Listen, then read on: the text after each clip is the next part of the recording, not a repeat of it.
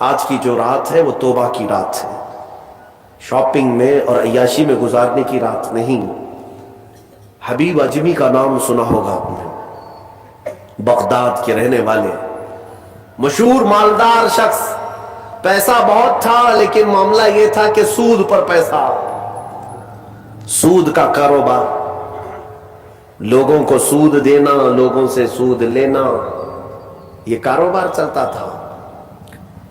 مسلمانوں، اگر اپنے معاشرے میں سود کی بلا ہے تو فوراً توبہ کر لو۔ میرے آقا صلی اللہ علیہ وسلم کا فرمان عالی شان ہے، جس نے سود کا ایک لقمہ کھایا وہ گناہ اتنا بڑا ہے کہ جیسے کہ کعبے کے سامنے اس نے اپنی ماں سے زنا کیا۔ یہ بہت خطرناک چیز ہے، لوگ اس کو آج ہلکے میں لیتے ہیں۔ پیسہ ڈبل کرنے والا سسٹم مسلمانوں کو بہت جلدی پسند آتا ہے، کوئی بھی آ جائے کمپنی، چیٹ فنڈ کمپنیاں صرف مسلمانوں کے محلے میں ہی کامیاب ہوتی ہیں، باقی جگہ نہیں۔ لاکھ روپے دو اور تم گھر میں نواب صاحب بیٹھے رہو، ہر مہینہ 10-10 ہزار آتا رہے، یہ پتہ ہی نہیں کہ کس طرح سے آتا ہے۔ تمہارے گھر میں آنے والا ایک لقمہ بھی تمہاری تحقیق کے بغیر نہیں آنا چاہیے، تم مسلمان ہو۔ ایک سکہ بھی تمہارے گھر میں بغیر تحقیق کا نہیں آنا چاہیے۔ اگر مشکوک، یعنی جس میں شک ہے، حرام کی بات نہیں کر رہا ہوں، حرام تو بڑی بات ہے، جس مال میں شک ہے اس مشکوک مال کا بھی ایک لقمہ کھا لیا تو اولاد بگڑ جاتی ہے۔ بزرگوں نے فرمایا اولاد بدتمیز پیدا ہوگی، بد اخلاق ہو جائے گی، کردار سے عاری ہو جائے گی، اس کا خیال رکھو۔ تو میں عرض یہ کر رہا تھا کہ حبیب اعجمی سود کا کاروبار کرتے رہے۔ ایک دن ایسا ہوا کہ اپنی بیوی سے گوشت لا کر دیا اور کہا کہ پکاؤ۔ بیوی نے کہا لکڑیاں نہیں ہیں، کہا کہ میں فلاں کے اوپر میرا سود آتا ہے، سود میں وہ لکڑیاں لے آؤں گا، سود میں لکڑیاں بھی، گھر کا آٹا بھی سود میں لا کر کے دیے۔ بیوی نیک تھی، سمجھاتی رہی، اس دن دعا کرتی ہے مولا میرے شوہر، میرے سرتاج، میرے رفیق حیات کو ہدایت دے دے۔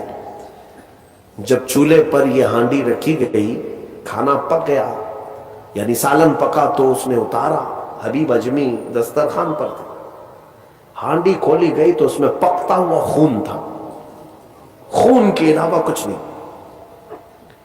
حبیب اعجمی نے پوچھا یہ کیا ہے؟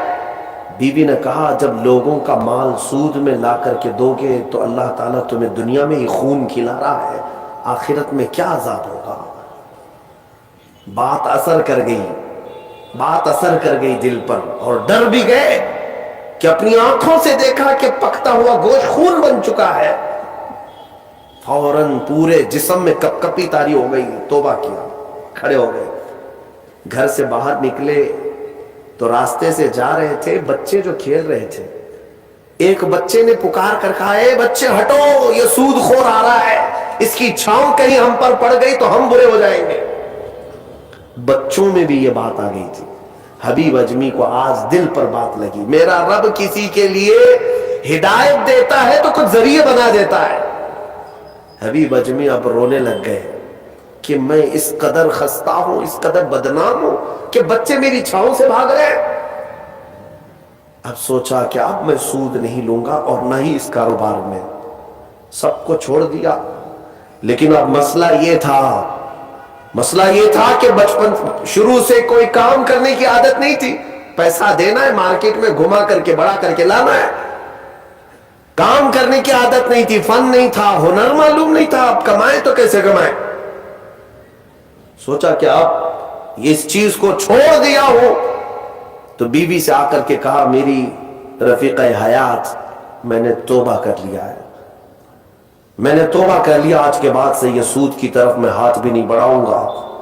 بیوی سجدہ شکر ادا کرتی اور کہتی ہے میرے رفیق، اے میرے زندگی کے ساتھی، اب فکر مت کرنا، میں تم سے کسی چیز کا مطالبہ نہیں کروں گی، آدھی روٹی بھی لاؤ میں صبر کروں گی، آدھی روٹی بھی آئی تو میں صبر کروں گی، اس لیے کہ آپ حلال رزق کی طرف جا رہے ہیں۔ کاش ہماری عورتیں ایسی ہوں جو اپنے شوہر کو سیدھے راستے پر لانے کا سبب بن سکے۔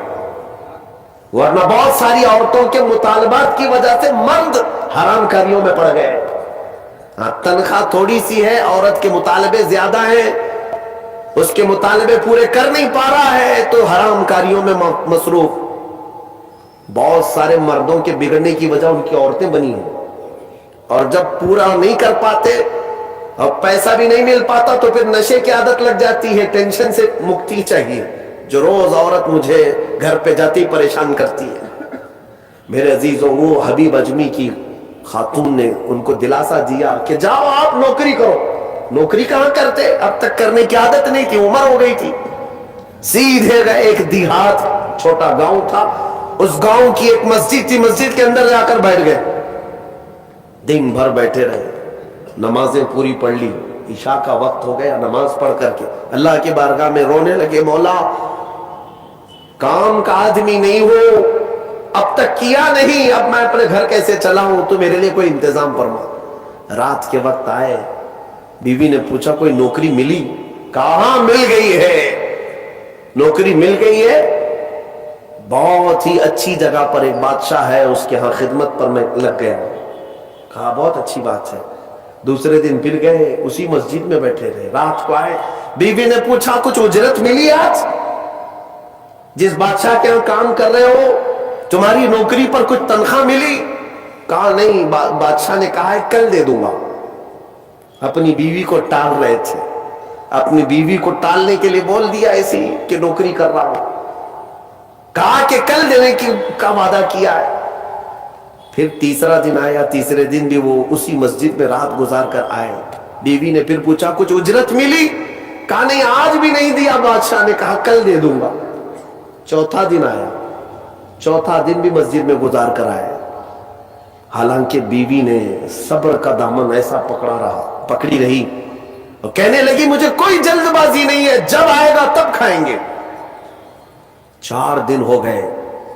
آج پھر رات کو بیوی نے پوچھا کچھ تنخواہ ملی؟ گھر کیسے چلے گا؟ 4 دن سے چولہا نہیں جلا گھر پہ. کہا آج بھی بادشاہ نے نہیں دیا. کہا کل دوں گا. روز کل، روز کل.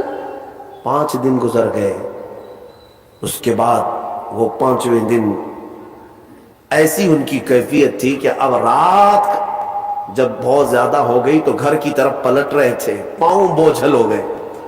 پھر بیوی پوچھے گی آج تنخواہ ملی؟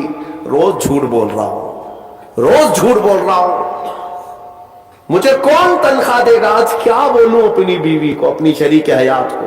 جب وہ واپس پلٹے تو آج رات کو اپنے گھر کے باہر ہی دیکھتے گھر میں خوب اجالا ہے، گھر میں روشنی ہے. گھر کی طرف آگے بڑھتے بڑھتے آئے. میری بیوی سوئی نہیں، انتظار میں ہوگی، پوچھے گی کیا اجرت ملی، تنخواہ ملی. لیکن جیسے ہی گھر کے اندر گئے، بڑا سا دسترخوان بچھا ہے، ہر قسم کے کھانے لگے ہوئے، کھانے لگے ہوئے ہیں. حیرت میں آ گئے. 5 دن کے کمانے کا کوئی ذریعہ نہیں، میری بیوی کے پاس بھی اتنا مال نہیں، یہ کہاں سے آیا دسترخوان؟ بیوی کو جلال میں پوچھنے لگے یہ دسترخوان کہاں سے آیا، یہ کھانا کیسے آیا؟ بیوی کہتی ہے کیا مذاق کرتے ہیں آپ، کیا مذاق کرتے ہیں آپ جس بادشاہ کے ہاں کام کرتے ہیں وہاں کا ایک سپاہی آیا تھا، وہی دسترخوان لے کر آیا اور سارا کھانا اسی نے دیا ہے، اور یہ مجھے کہہ کر گیا ہے اے خاتون تیرا شوہر رات میں آئے تو اسے کہہ دینا یہ تو 5 دن کی اجرت ہے، اور محنت کرے گا اور اجرت دی جائے گی. حبیب اجمی غش کھا کر گر پڑے. بیوی نے اٹھایا، پوچھا کیا بات ہے، کیوں غش کھا کر گر پڑے؟ ہوش آنے کے بعد کہتے میری رفیق حیات آج سچ بتاتا ہوں، میں نے کوئی نوکری نہیں کی، میں نکما آدمی، کوئی نوکری نہیں کی. مسجد میں جاتا تھا خالی بیٹھا رہتا تھا، آج ڈر کر کے آ رہا تھا کہ تجھے جواب کیا دوں گا.